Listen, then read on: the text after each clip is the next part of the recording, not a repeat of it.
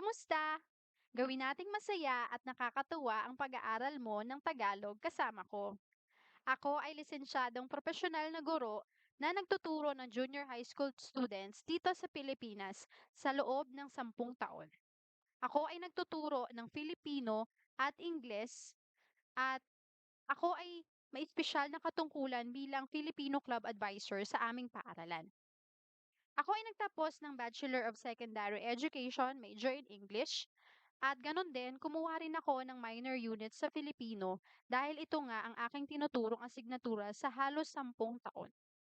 Sa halos 10 taon kong pagtuturo ng asignaturang Filipino, dadalhin ko ang kagalakan at kasiyahan sa ating magiging aralin. As bilang isang lisensyadong profesional na guro, nakatuon ako sa pagpapahalaga sa iyong paglalakbay sa pag-aaral ng wikang Tagalog. Tara, simulan na natin ang nakakatuwa at nakaka-excite na paglalakbay sa ating wika.